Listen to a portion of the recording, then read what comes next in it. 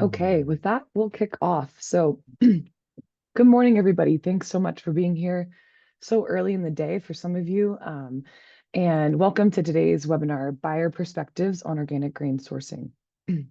This is a really busy time of year, especially for grain farmers. So, again, we thank you for joining us so early in your day. And I'm Bridget Gilmore. I'm Market Development Manager as part of our consulting team at Rodale Institute. And I am your host for today's session. And our team supports organic farmers, those who are transitioning, and those who are curious about organic production, as well as processors and handlers through their transitions to organic practices. And I'm part of the markets arm of our team, along with Will Glasick, who's here today. And our team supports through identifying markets and connecting farmers with buyers. So we've partnered with the Organic Trade Association to grow the organic marketplace through TOP, the Transition to Organic Partnership Program. And TOP, if you're not familiar, is a network assembled by the USDA's National Organic Program to help conventional farmers transition to organic and to support organic farmers to thrive in the marketplace. So TOP offers a range of benefits, including mentorship programs and development grants and technical assistance. So the reason why I share all of that is because today's session is supported through the USDA TOP program. This is administered through the Agriculture Marketing Service, and you can learn more at the organictransition.org website, which I'll show at the end of our presentation. And you can see all the other events that we're continuing to host. And those events are in person as well as virtual. So today's session is the second of our virtual series focused on organic markets for grain operations. And I'll just kick off the session by sharing a recent highlight from the Organic Trade Association's 2025 Organic Market Report, which shows that U.S. sales of certified organic product dollar sales for organic reached a new high in 2024 at $71.6 billion. And just to bring us into the grain world, we'll zoom in a little bit and share that the second largest organic food category was grocery at $15 billion in 2024. And notably for our call today, within that category, bakery and fresh beds, which is the largest, grew by 2.8%. And this was really driven by interest in artisanal products like sourdough. So we have a couple of buyers here today who are joining us, and Will, who markets his own organic grain, who are here to share their perspectives. And we really want you to leave this webinar with a little more insight about key factors that influence buyer decisions and how to build a strong relationship with organic grain buyers. And so today we're joined by Connor Bollum from Bay State Milling, Paul Glowacki from Cairn Spring Mill, Emily Griffith with Little Bucks, and Will Glasick, Cow Creek Farms and Silver Tree Spirits. Alex Heilman with Mad Markets wasn't able to join today. He also is part of the lineup who can offer his perspective after the webinar. So just a couple of more housekeeping notes before I pass around the mic to our panelists to introduce themselves. This webinar will be recorded and it will be sent out to the audience at the end of our series of organic grain webinars. So please feel free to ask questions in the Q&A box. You'll see a chat and a Q&A box. Please try to use that Q&A box. And if you'd like, you can use the chat box to introduce yourself and let us know where you're calling in from. And we'll use some of those questions, incorporate those in our conversation today.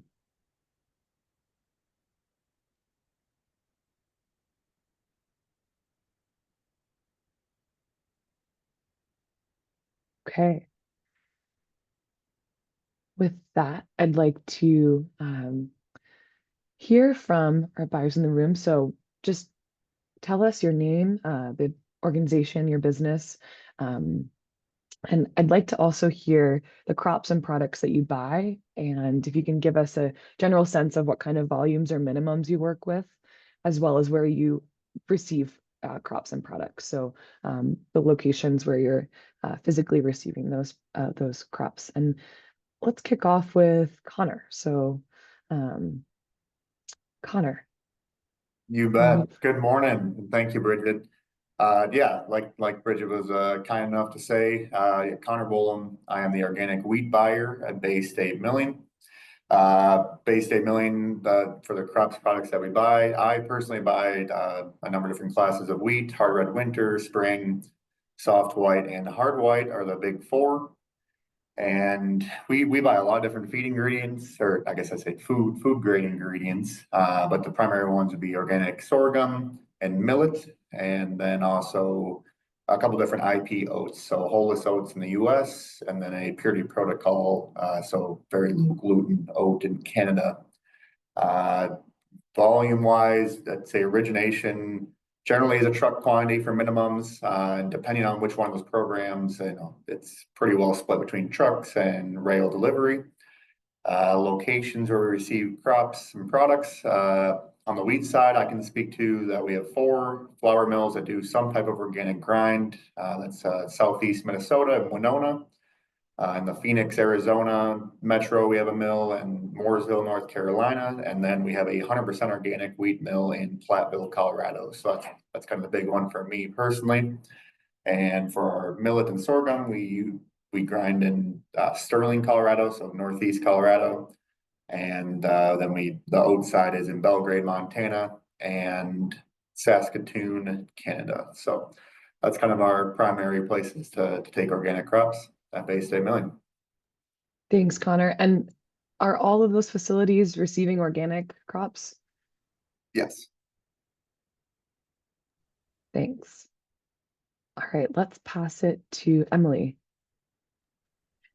Hello, my name is Emily. I'm the founder and CEO of Lil Bucks. We're a buckwheat brand selling CPG, consumer packaged goods products in the grocery market. So we have our cluster bucks, buckwheat granola bites, snacks sold in Whole Foods and some Targets nationwide. So kind of a different perspective on being a brand working directly with the farmers and contracting directly with them. And then we contract the processing. So, if you didn't gather, we definitely buy buckwheat. Part of my mission was, I fell in love with sprouted buckwheat, this crunchy seed, while living in Australia. And when I wanted to kind of share that love of the seed in the US, when I started making it in shared kitchens in Chicago, like I didn't know you could call someone like Connor and see, how you could get buckwheat from them or other grains. And so I just started calling organic farmers and learning about, how your side of the world works and what would be needed to kind of create enough volume to make it worthwhile and make sense for a farmer to include buckwheat in their crop rotation. So, and at the time, this was in 2017 when I started working on this, there wasn't a huge American market for buckwheat, not big enough, at least in the organic space. And so I was like, I'll go make a market. How hard will that be? But it's been really cool. We source right now, we're like a emerging brand. So contracting a little over 1 million pounds of buckwheat a year, which would translate to like what's that, like about 1,000 acres of buckwheat. And then we are starting to ramp up sunflower. We do sunflower as well, like as we started including that in more of our products. And then we're taking that in. We started our farm partnership in Minnesota, and luckily there's a buckwheat mill in that area. So that's a really great place for us. We're also starting to mill in Wisconsin and Montana. So those regions are big for us. Great. Thanks, Emily. And now Paul, Cairn Spring.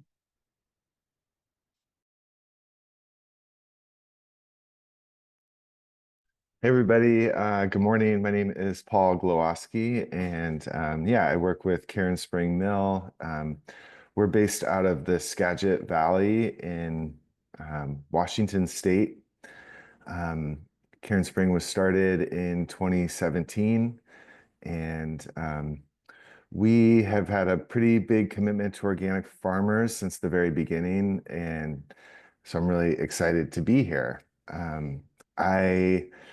Let's see, what can I say? We are in the milling world, we're not known as a big company, but we are a very passionate company. So we were started based on working, in trying to build resiliency in regional food systems, and very exciting. I'm in Pendleton, Oregon today, spending the week here. I'm actually meeting with an organic farmer today to help facilitate them becoming a top mentor. So really, we're very passionate about organic farming here at the mill.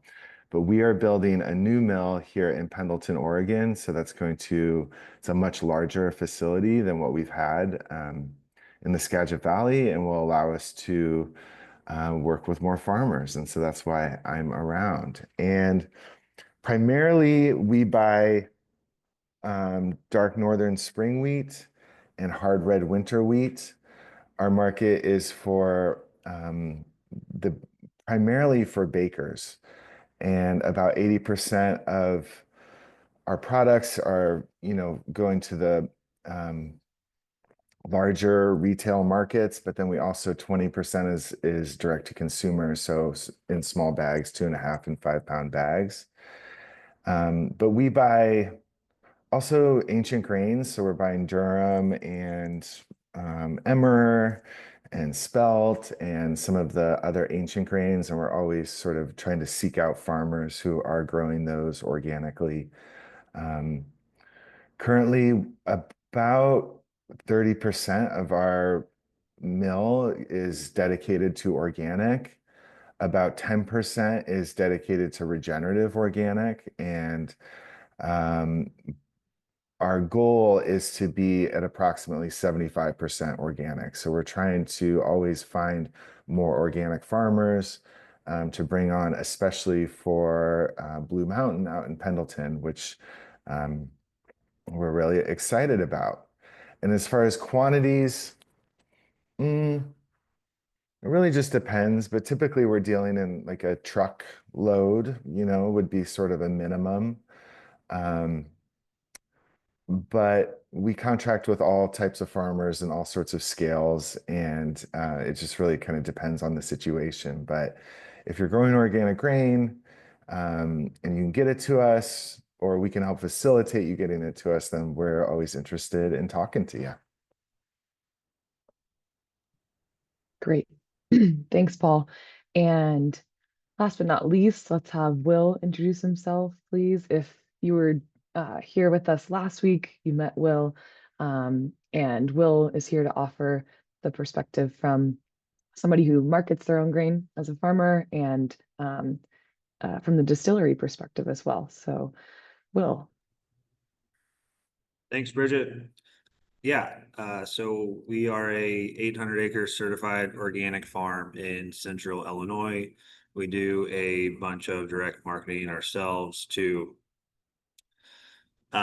some distilleries and some mills, as well as larger buyers. Like this year, we're going to be raising some blue corn for the tortilla market. So we move our grain in as small as quantity as 2,000-pound super sacks, up to multiple semis, and everything there in the middle, as well as running our own distillery where we use all of our own grain from the farm. So I can speak later on about how it is coming from the farmer and meeting the needs and demands of the mills or the end buyers, where they're either going to process it or repackage it. Great. Thanks, Will. Thank you again so much for joining us, Connor and Emily and Paul and Will. And Emily spoke to this a little bit, but I want to start off with a question. I guess this will be more aimed towards Connor and Paul's. How do you get connected to farmers who you are purchasing from? So kind of what are best practices for that? And how do you get connected to organic farmers? I can start on that one. I'll let Paul add on. I know I won't be able to cover everything, but yeah, I mean, personally, we run around to all the different organic conferences in our immediate draw areas for organic wheat. So, I was out at MOA last year for the Montana Organic Conference, and I was in Great Falls here this last year, but I know that rotates. We'll go to North Dakota, South Dakota. I know that rotates as well from Aberdeen to Fargo, but we'll go out to those different conferences and meet people that way. And also, I mean, it's a little easier maybe on my end, which is nice because Bay State Million's been grinding organic wheat for almost 30 years at this point in Platteville, Colorado specifically, but I had on some of these other locations over time as well. So, we have relationships with some folks who've been organic farmers since, before it was really, USDA organic, in the early 2000s. So it's a little easier that way when we're talking to, multiple generations of the same farm. But otherwise, my phone is always on and I'm always answering. So I saw there in the chat, someone mentioned contact info, and I'll be happy to pass it on here at the end of this deal. So. Yeah, that's a great perspective, Connor. We're similar in that we're always sort of trying to seek out organic farmers and kind of like looking for them. This is kind of nerdy in the organic world, but we use the Organic Integrity Database, and it's been a really interesting tool to sort of find organic farmers. And we'll cold call people to try and find folks who are interested in growing for us. We've been really lucky because the commodity market is difficult, and we pay a premium price, and organic farmers, we pay a really good premium price. And so people are sort of also in a situation where they're seeking us out, and it's never a deal where, especially as our new mill is coming online, we're sort of in the looking phase and trying to access more farmers. But in the Skagit Valley in particular, it's a pretty close-knit community. It's a welcoming community, but everybody kind of knows everybody. And so we've been really lucky to have direct relationships with all of our farmers. But yeah, we're always sort of looking. That's great to hear. And I added the Organic Integrity Database link in the chat. I'll follow up as well with contact info and that resource.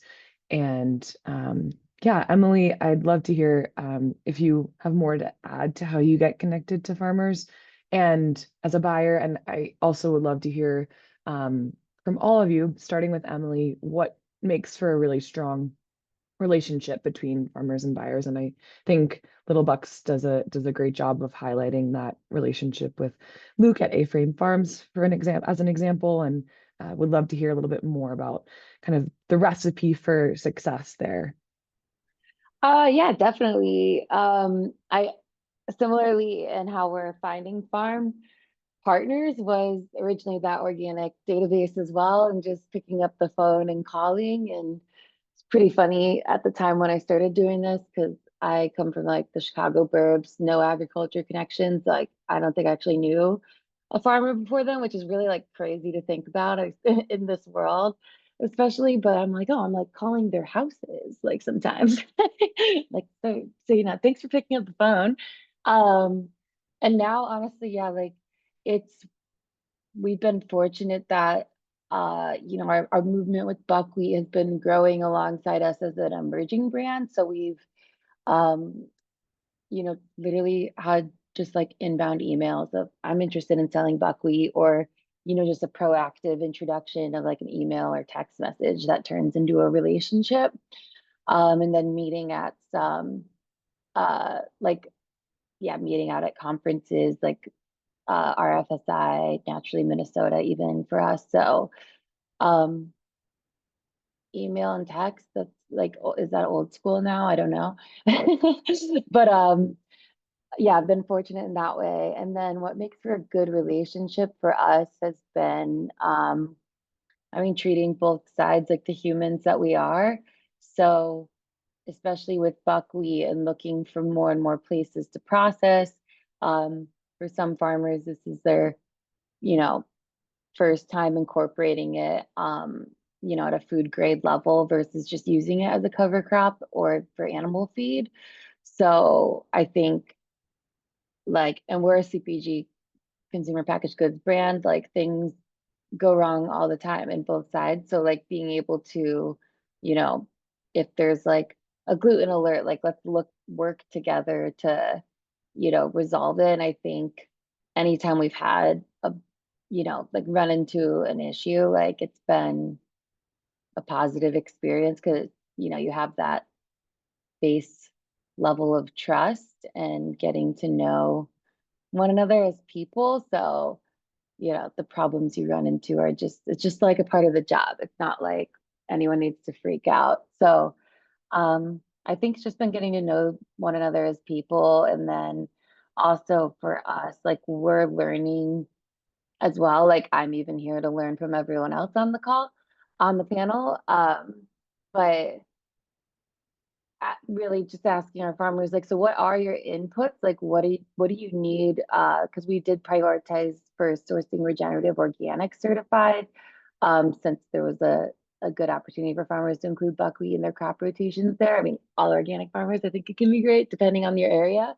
But yeah, like, what are your inputs? What do you need? Like, I want to make sure this price works for you and it's a sustainable business model.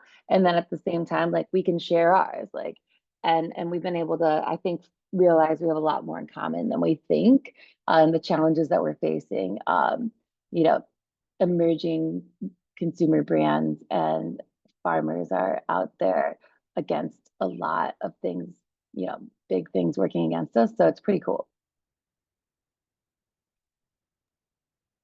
That is pretty cool. And I think, yeah, for those transitioning who are really used to conventional markets, that deeper relationship piece might be just a little bit different in the organic marketplace. And so I'm glad that you spoke to that, Emily. And would love to hear from Will, Paul, or Connor if you want to jump in. Any other points that you want to highlight about what makes for a strong and resilient relationship between your buyer or farmer partners?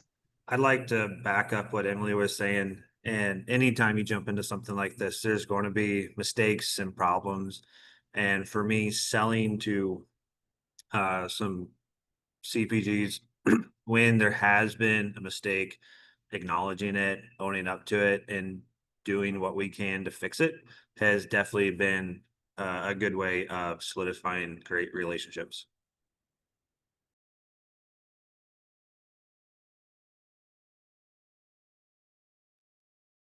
Yeah, and I think it's farming, right? So like it's not, and it's not all in a vacuum. And so, we're interested in working with farmers who, in a collaborative manner, so picking out varieties or cultivars that are going to be appropriate for their soil, their climate, their region, whether they have access to irrigation. And, contracts are paid based typically on one of the metrics that is used is protein, but just because a number doesn't sort of reach, just because you don't reach a certain number doesn't mean that you're not going to still get paid for your grain that you're bringing into the mill. And the other thing that we do is, we're dealing with a lot of environmental sort of conditions, right? I mean, like I said, it's farming. And so we try and work with growers, even if there is something that just goes completely haywire or goes awry, that wouldn't necessarily preclude you from having a contract the following year. And we also work with farmers to try and access other markets if the grain doesn't meet spec at a minimum spec. And so I think the biggest thing for us is just really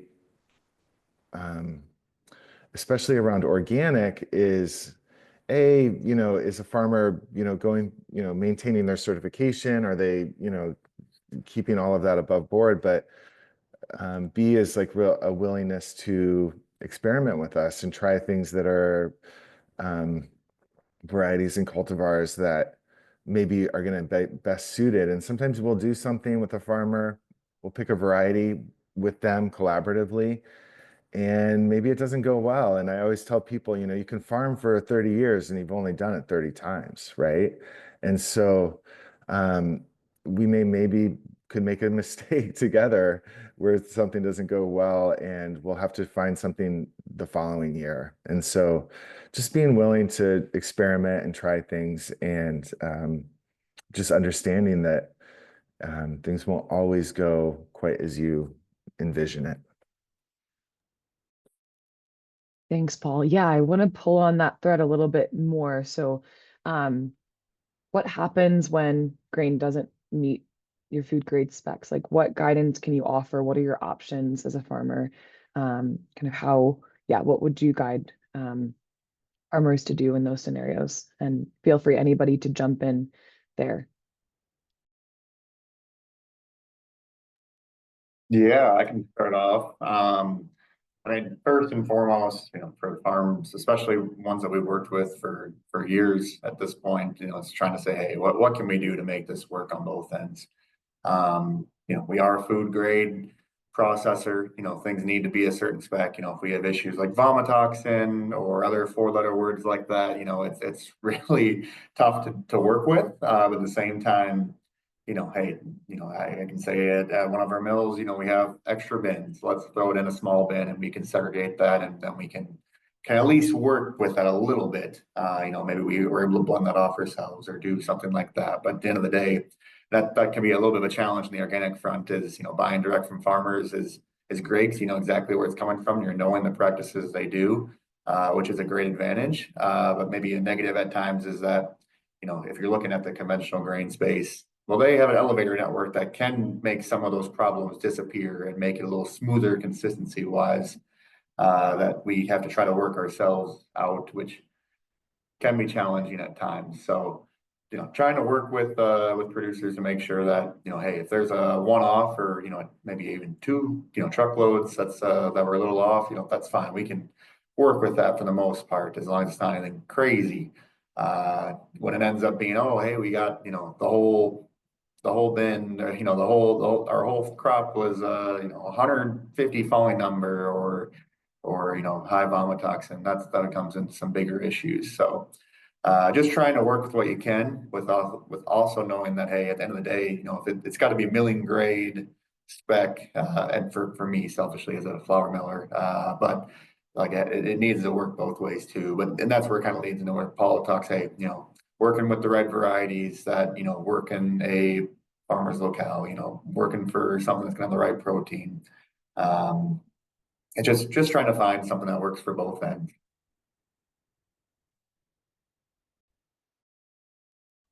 Yeah, we had a situation this last year where one of our farmers, all of their grain sprouted in the field.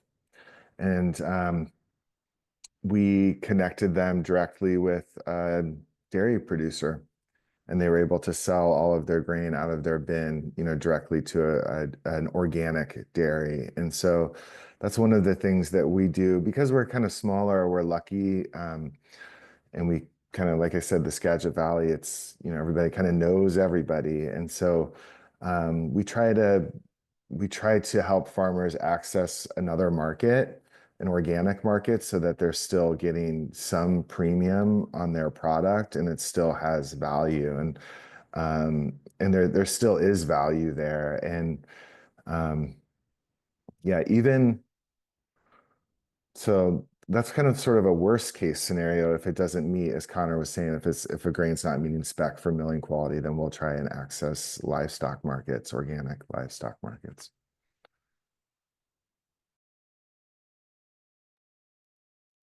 Great. And I want to get a little more into some details around pricing. So would love to hear your perspectives a little bit more about what you're thinking about, what resources you're using when you're setting pricing or talking about pricing with farmers who you're buying from.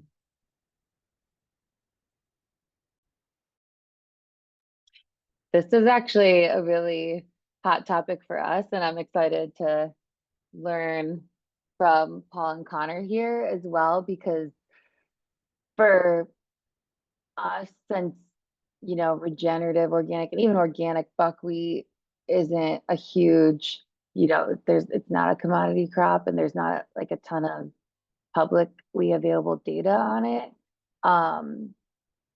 It's more like working with our farmers on like, okay, so what do you need to actually make money here? And obviously that starts with like a foundation of trust that goes both ways. And then like, all right, this is our just an Excel thing, like this is our business model. So like if it can fit in this range, we can work with that. Okay, cool. And then we contract it.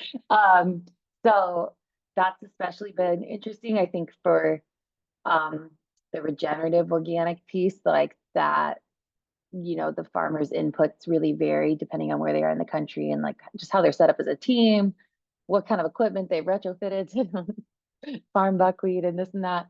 So it is kind of like for us a case by case basis right now. And I think as we grow, we're just looking, to get our hands on any more like data information as we can and keeping an eye on the market. And certainly I think with like the impact of different world events on our market in the US, like we do see it following, like, just based on trends, like it's followed like oats and wheat. But, we're an early brand with not a lot of resources. So it is just like rolling up our sleeves and working together to be like, is this going to work for both of us? Great.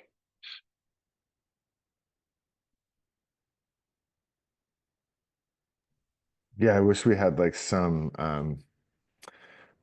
great great tool, Emily, that but we're doing the exact same thing, and I think Okay. what you talked about was so important.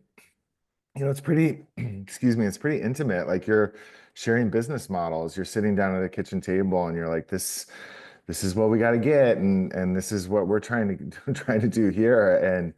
And it's for us, you know, Karen Spring was started to keep farmers farming. And so, it has to work on the farmer end, and realizing that um, I've sort of always advocated for like a thinking of like the New York Stock Exchange for organic, and it's showing the price and where do you go to find that available data. It really is so region dependent, it's so farmer dependent, and so having those direct relationships with farmers and understanding cost of production on your end. But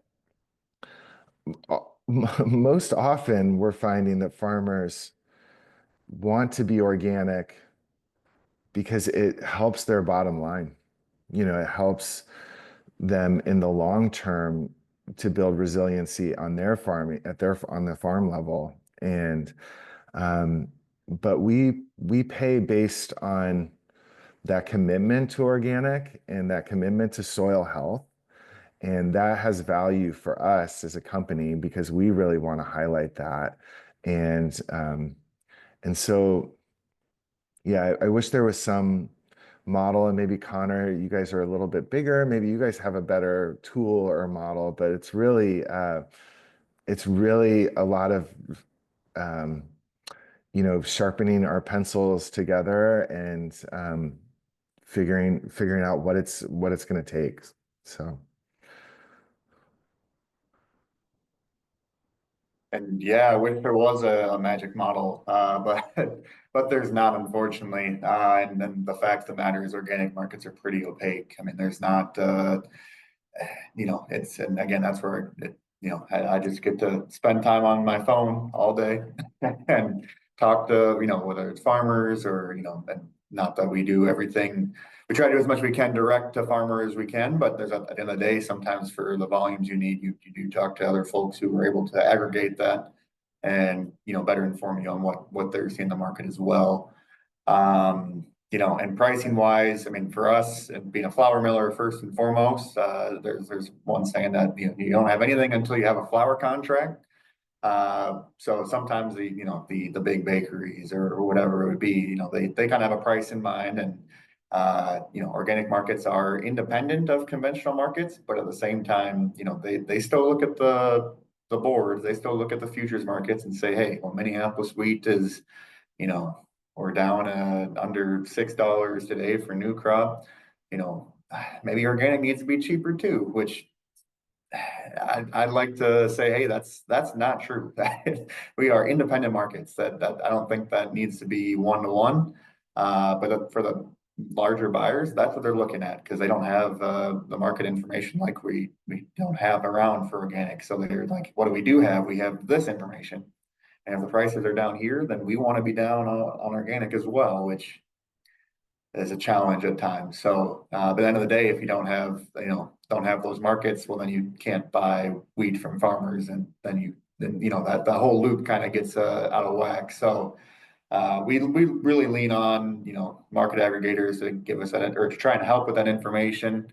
On the same side from the flour buyers, and say, hey, what are you seeing? Obviously we would like to pay the highest prices to farmers, and accordingly, be paid as much for the flour as well.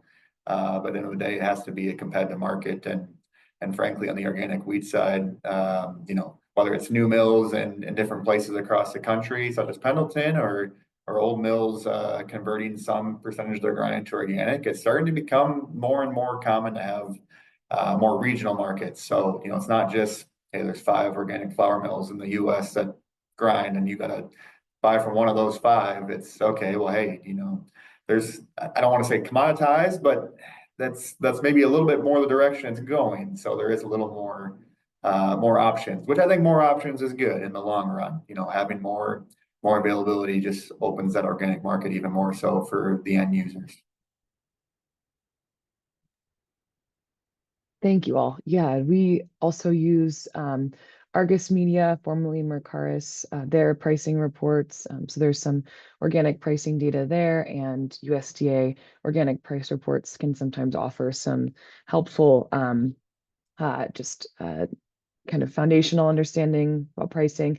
And from what I'm hearing and what we've found as well, is really calling around and talking to buyers really helps you to get a good sense of what that really looks like in terms of pricing. So, Will, anything you want to add there? I'm sorry, Bridget. I had someone pop in here and I had to step away, so I missed out on the last little bit. Oh, got it. Pop quiz, jump in, improvise. Okay. No, let's switch gears a little bit. But still along that vein, wanted to hear more about contracts and what you're thinking about as buyers when you're the different components of navigating contracts and that process and forward contracting. So can you speak to kind of best practices there for farmers to know about from your perspective as buyers? Yeah, I think it's really important for farmers to work with the buyers on contracts when it gets to like if you get to Connor or Paul's scale where you're moving semis of a specific grain. I think it's best to start with a smaller quantity uncontracted to make sure that you can grow it successfully. And then once you feel confident with that, then work on a forward contract. And I think if you're upfront with some of these buyers and say, I would like to try 40, 60, 100 acres of something small. If it goes well, will you buy it? And then we'll talk about growing something at a larger scale later on. I think that works out really well. And then no one has the stress or the expectations of meeting, high-end specs on the get-go for a new grain that you haven't done in the past. Paul, you shaking your head? What do you think? I think this is such a great perspective, Will, to kind of like not go whole hog and try and do something that you've never done before. And one of the tools, at least where we're based in Washington State, is we use the WSDA Washington State Department of Agriculture grain inspection grade sheet to sort of look at what you have. And there's also the California Wheat Commission. I'm sure there's similar things out in Minnesota and, different places, Colorado, but we use those tools to sort of see what we have when it comes in. And so a farmer can be using those tools, and it's not much money to send your grain off to these places to sort of look at the numbers. And for us, what we're looking at is, protein is the one that people talk about a lot when you're making a contract. And so oftentimes, depending on the specific cultivar that you're growing,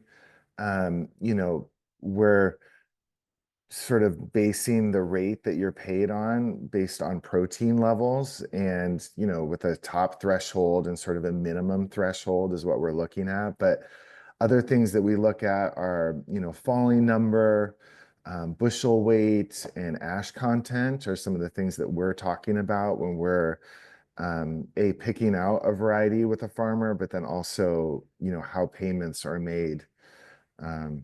So yeah, but I do think that advice of sort of trying something is really worthwhile.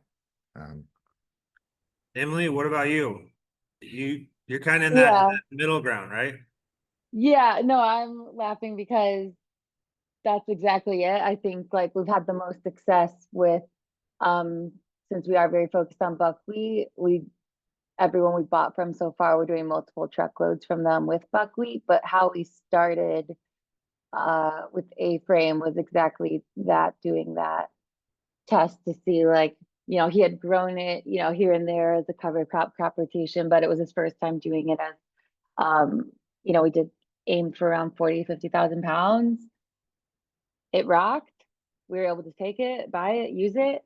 And from there, now we're contracting at around 200 acres with them every year.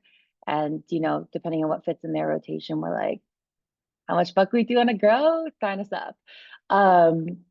And with the other farmers now we're on our second or third year with that, they already were growing buckwheat. So we saw some really strong yields there. And this was like a learning for us as a brand, but we had like one, farm that was in a different region of Montana. We'd never had experience as a brand buying from before. And they were keen. They were like, we could sell you 200,000 pounds of buckwheat. Like, let's go. And then turns out it doesn't work in their soil at all.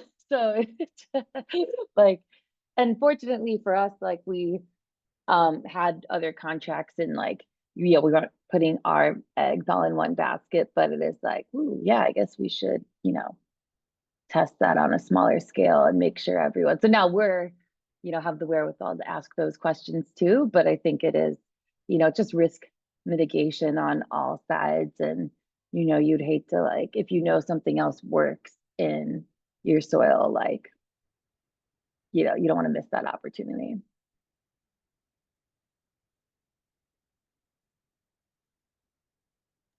Connor, how about you from the Bay State perspective? Anything to add about contracting? Yeah, no, and I kind of agree with Paul. I mean, hey, you can get a state grade sample, get those grades on that and send it on to whoever.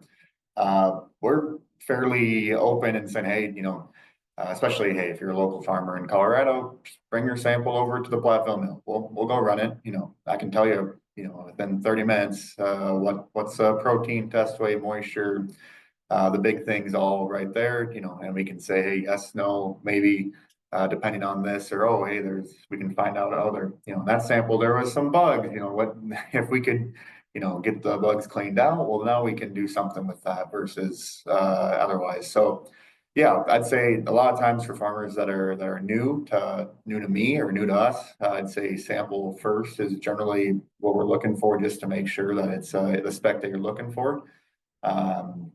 Otherwise, I'd say an important part of the contract side, and it shouldn't even have to be said, but for organic specifically, it used to maybe be a little bit more of the Wild West. Make it abundantly clear. How are you getting paid? What terms are you getting paid on?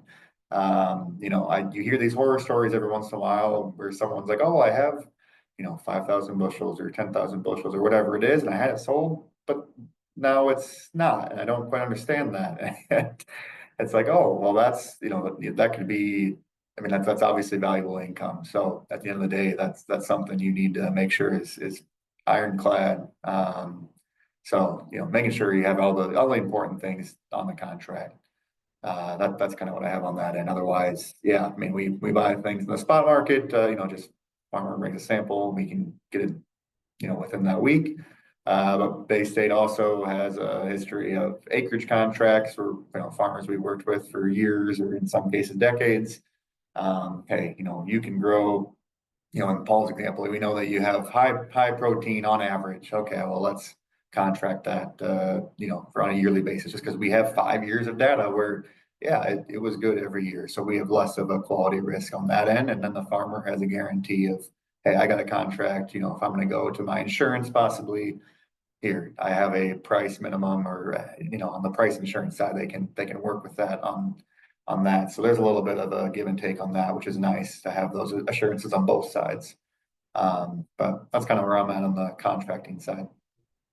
And this is a question to all three of you, when it comes to selling or contracting, do you like to take it straight out of the bin and you do your own cleaning ahead of processing, or does it need to come in somewhat clean, like through a rotary screen, or does it need to be through a fanny mill and ready to go? Depends on the product, or at least for base day milling. So, for wheat, okay, yes, our flour mills, we have, we have distoners, we have sipes, we've got all sorts of things that we can get a little bit of the clean done. Do we want to see like 10% dockage? Probably not. That's going to be a problem. But yeah, we have some ability to clean. But then for other ingredients, maybe we don't, maybe on the sorghum side, this is something we do, but I am a little further away from, and maybe they want to be a little cleaner on that end. So it just kind of depends for each individual facility.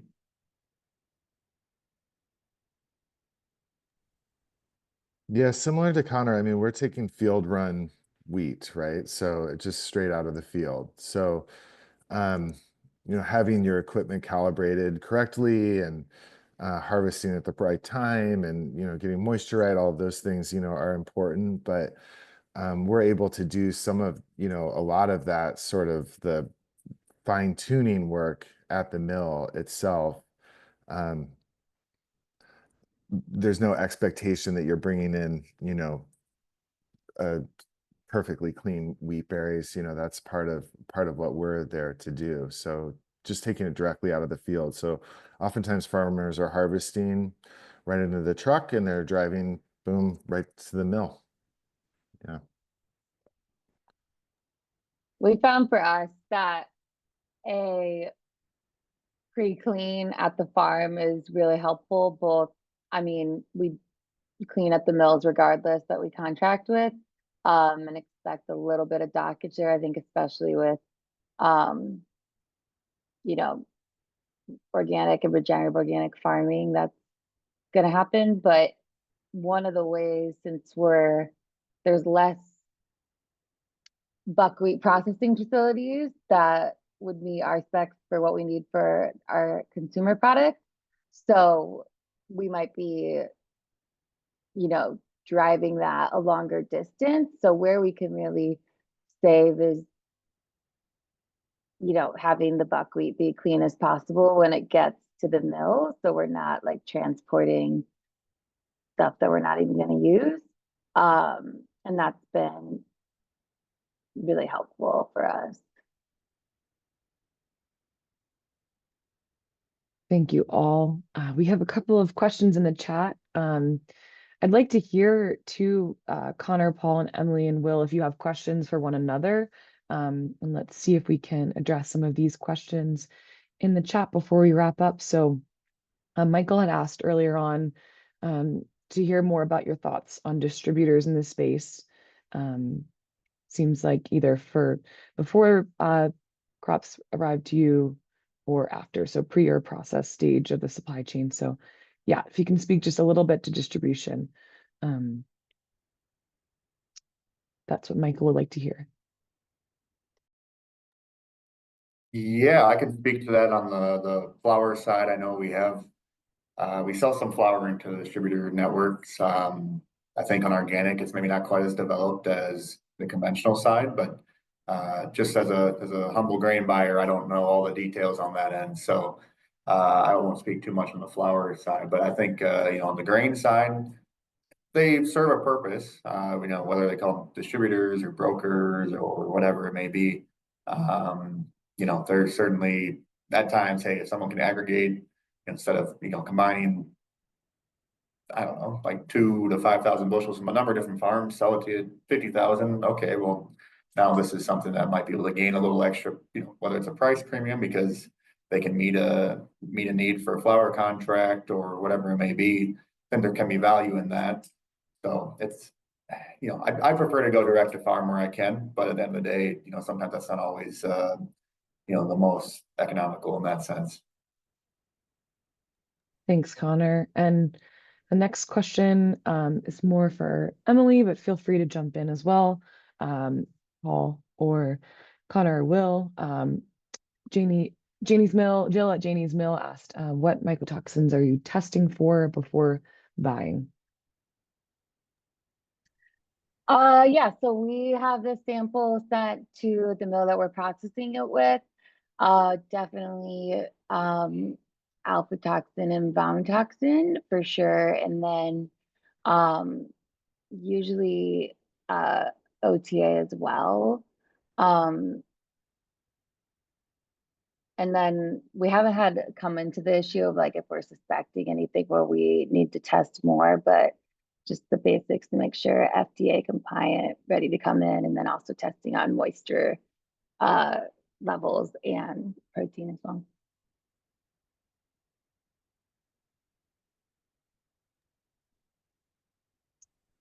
Thank you. The last question Robert asks is for any good contract examples. And so, Robert, I'll be following up with a couple of resources that we use. There's a Farmer's Guide to Organic Contracts, and I'll be sharing those afterwards. But just want to open it up in case anybody has any other examples or resources that, would keep anonymity but might be helpful. Anybody want to weigh in, panelists, on that one?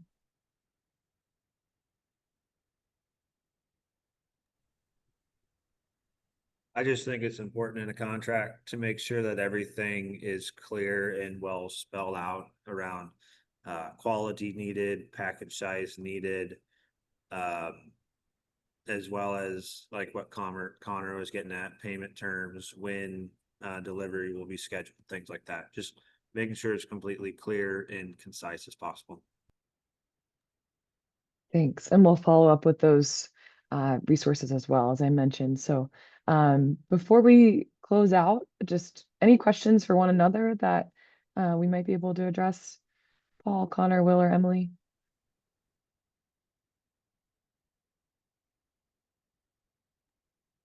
Emily, on the package side, what is it? How is it like? Going back to the distributor side of things, do you work through distributors? Are you direct to the retailer? How's that work? Yeah, we are usually almost always working through distributors for anything that's sold in the grocery store.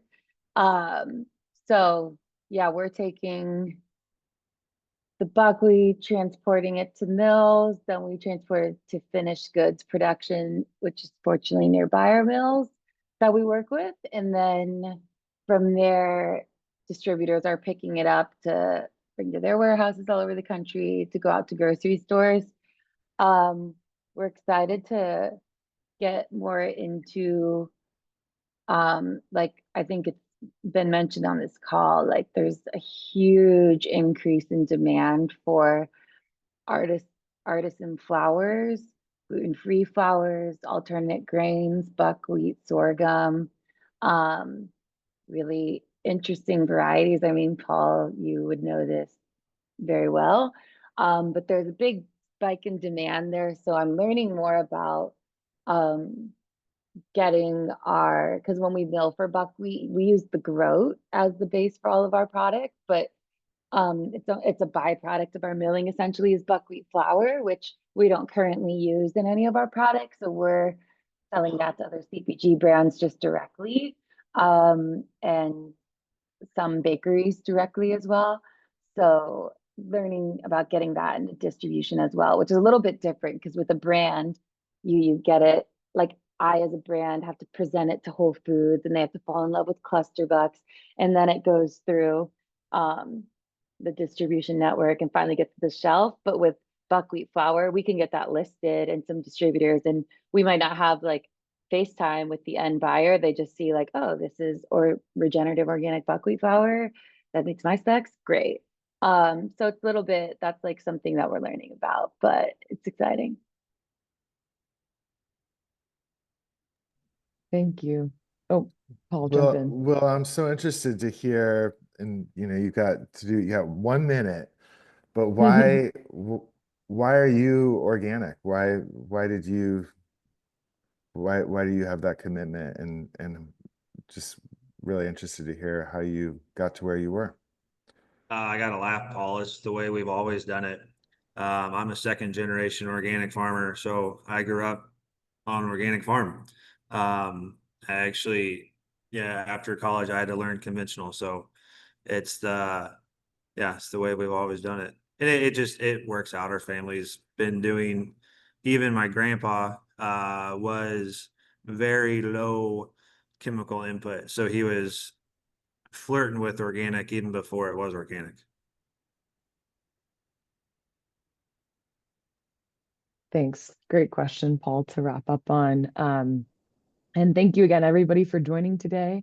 We have one more session in this series. So you'll find the recorded session from last week, Markets Return on Investment of Organic Transition, which featured Will's perspective and Matthew Fitzgerald's perspective. And Alexander Schultz's perspective from Argus Media. And then today's session will be also sent out and recorded. Our third session will not be recorded. So this is really aimed at asking any questions that are outstanding about organic grain markets. We'll be bringing back speakers from last week and this week to answer your questions about organic grain market sourcing. And as I mentioned before, I'll be sending out these recordings and an educational resource that highlights some of the resources that were referenced in conversation today, as well as some others that you can dive a little bit deeper on to support you in organic grain marketing. And until then, please feel free to reach out with any questions that you have. If you're interested, we also have a series that are recorded in the same kind of format for vegetable operations, livestock, and dairy operations. And yeah, join us next week, same time, same place on May 21st. And please feel free to submit any questions that you have that we can address in that session. Thanks again to our panelists and for everybody who joined us. Have a great rest of your day.